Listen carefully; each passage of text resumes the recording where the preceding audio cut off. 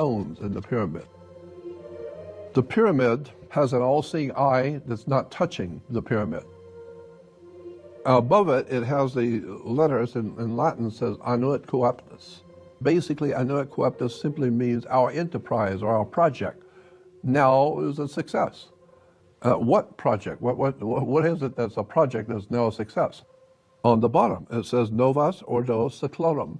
Novus is a novice, meaning new. Ordo is order, and seclorum is secular, which means of the world. It's secular. It's a secular project, and it seems to be working.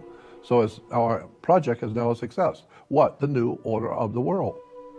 When you hear people talk about the New World Order, it's on the American dollar bill, New World Order. And it's based on what? It's based on the ancient Egyptian concepts of government, finance, law, and the way the ancient Egyptians understood the world at large. That's why you have a pyramid. Now, interesting, the word pyramid comes from, it's actually two words. A lot of people don't know this. Pyramid is two words put together, pyra and mid. Pyra is fire, like pyromaniacs. Pyrotex is fire. And mid simply means middle. So you put the two together, it becomes pyramid, or the fire in the middle. This is why today, when you go into public buildings like restaurants and hotels, you will see the restrooms for male and female, right?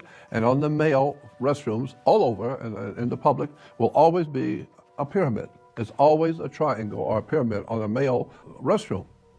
Women's is always a circle on the women's. Why? Because the pyramid is fire in the middle. And so the idea was that the fire of sex is in the middle of the human body. And so the women are also involved with this. They're called the circle of life. They keep the circle of life going. Without the women, there's no children. You'll see around the pyramid, you will see a circle, and that symbolizes the sun. And that symbolizing the sun has to do with Stonehenge. Stonehenge seems to be connected to the Great Pyramid of Egypt because they've used the same identical measuring inside Stonehenge as they used in the pyramid. The connection between Stonehenge and the Great Pyramid of Egypt, not all the pyramids, only that one pyramid called the Great Pyramid. That's not the big one in the middle. That's the one just before it. It's actually called the Great Pyramid. And that Great Pyramid uses what is called the pyramid inch. It has to do with what the Egyptians called the sacred cubit, but that's another story. But the pyramid inch is used in the pyramid and in Stonehenge. This eye in the pyramid is representing the Egyptian sun god. The eagle, of course, represents the sun, and of course, on one side, we see that there's 32 feathers in one wing of the eagle and 33 on the other wing. 32 and 33 are Masonic numbers, the 32nd degree and then the 33rd degree. And of course, when you're going into court, they're going to give you the 3rd degree. And so showing that the courts are all Masonic construction to start with. So if you're not a Mason, you need to stay out of court. Or you better find out what you're doing when you go into court, because they're going to give you the 3rd degree. You will see 13 stars above the eagle's head, but the 13 stars are in the configuration of what we call the Star of David.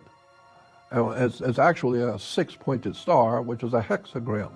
We call it the Star of David, but that is not correct. Actually, in point of fact, it's called the Star of Saturn. And look it up in the encyclopedias and you will see a 6-pointed star has always been referred to as the Star of Saturn. But Saturn plays a very big part today in the world religions. The 13 stars, there are 13 arrows, there are 13 berries and leaves, there are 13 strips on the eagle's chest for the original American flag. The tail of the eagle has 9 feathers. There's a reason why. 9 is very important to the secret societies of Freemasonry coming out of the Vatican. The Vatican Freemasonry, York and Scottish Rite Freemasonry, they all realize that there's something very important about the 9 feathers, because the tail feathers of a bird help it direct its flight. It can decide where it wants to go according to the tail feathers. The reason why this is important, because if you look up the history of the Knights Templar, they were referred to as the Knights of the Temple of Solomon. Today it's in the Wailing Wall, is the Knights of the Temple of Solomon, is at the Wailing Wall. But if you look up in the dictionaries or encyclopedias the history of the Knights Templars, today what is called Knights Templars, we in America today call them the international bankers. the banking elites like the Rothschilds and the Rockefellers and all of these international elites, all are referred to in law as Knights Templars. But the bottom line on this is that if you look up the history of the Knights Templars in encyclopedias, it will tell you that this Knights Templars were founded by 9 men. 9 men founded the Knights Templars. And then they will give you some story about how these 9 men got together after the Crusades, once the Holy Land was protected under the Pope's dominion, and that there were so many people wanted to go to the Holy Land. It was very dangerous traveling in those days in the deserts to go to see the Holy Land. Those 9 men got together, the reference works say, and they formed a protection for the pilgrims going from Rome and from Europe over to the Middle East. Well, logic alone would tell you 9 men are not going to protect anybody. They're not going to go and protect all the millions of pilgrims going to the Middle East with 9 men. That was a cover story. But the actual story was that the Knights Templars were 9 Catholic Masonic Order Freemasons who were putting together for the Vatican a whole new superstructure of money and banking and government, and the entire operation was under the Vatican control, and there were 9 men who were in charge of that project of rebuilding a new order in Europe. And so that's why the eagle has the 9 tail feathers. And most of the members of secret societies know that. If you bring this up, they'll tell you, yeah, well, there was no 9 men who protected the pilgrims. No 9 men could do that. The eagle has always been the symbol for the sun. Why? Because it has an eagle eye. It can see everything, and it's high up. The ancient peoples they saw their eyes were perfectly round, and then they look at the sky and see the sun is perfectly round. And then in their mind, the sun represented light, which light means intellectual, spiritual intelligence. You're enlightened instead of being ignorant and ill-informed and in the dark. And so they figured that God must be very bright. He's very brilliant. And so if you follow God, the sun, you're his pupil. And so this is why today we have a pupil in the eye, because the sun is round. And we are his pupil. We're following him.